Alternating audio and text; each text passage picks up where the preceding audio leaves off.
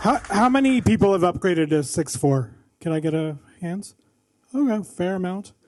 So today I want to talk about kind of our upgrade process at TBACG that we do for our clients.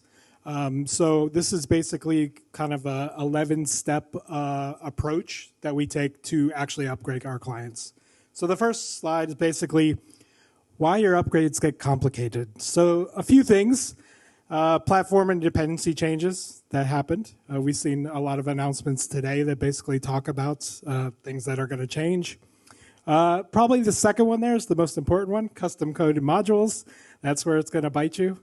Third-party modules as well. And then obviously any integrations you have, whether that's SSO, DAM, search, translation, like I talked about yesterday. And then obviously testing and validation requirements based on what you need to do there. So as I said, this is kind of the approach that we at TBSCG take. So the first kind of thing is assess, review, and confirm. So assess your current environment. After that, review what has changed. The big one is the middle there, review Magnolia's documentation. And I know there's been a lot of complaints today about the accuracy of that, but I will say the release notes are very good. And if you are going to a major version like 6.4.0, you need to kind of read 6.4.0 all the way up to, is it 6.4.6 now or 6.4.7? 7, thank you. After that, you confirm your readiness and start upgrading it locally on your machine. You know, so take a look, get that version running, and basically at that point, that's when you need to start reviewing and updating your code base. As I said, we do all this kind of locally up to a point. And obviously you need to also validate your integrations and testing. Wherever possible, use real content. Don't just put test here, title, headline, whatever. Use real content there. After you've tested, obviously start moving it into your development environment. A lot of our clients, they have typically 3 environments, so development, UAT, QA, and then the actual production environment. So start kind of pushing it up the chain. Not necessarily to production yet, because once again, you want to test it again.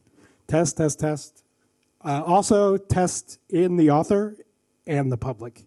Make sure you test both. Kind of final steps.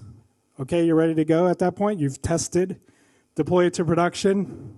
Once you've deployed it, monitor it after the go live. Make sure everything, look at the logs, look at all your analytics, make sure everything's working. And then the big one, document it and reuse it. If you're doing scripts, if you're using AI, document all of that because you can reuse it later on, whether it's a minor upgrade for Magnolia or whether it's a major upgrade for Magnolia. So a few suggestions. As I said, assess your environment before you start changing anything. Your custom code is the biggest variant. Test both the authoring and the public. Automate wherever possible. We heard about AI earlier. And reuse those scripts and documentation. That's it.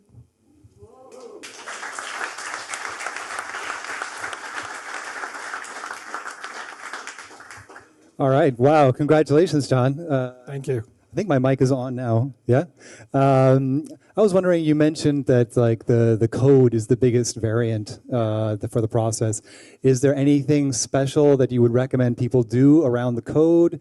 Ways to prevent that, or are there also like any categories? Leverage AI as much as possible to help you upgrade the code, because it can help a lot of ways. But I mean, for us, because we're a partner, the code's going to be different for every implementation. Yes, there's usually similar things, and some things do carry over between our clients. But yeah, every client is different. Every client has different needs. AI can help you. As I said yesterday, AI can be a productivity tool to help you get across the finish line. That's it. All right. Hey, thanks so much, John. Thank you.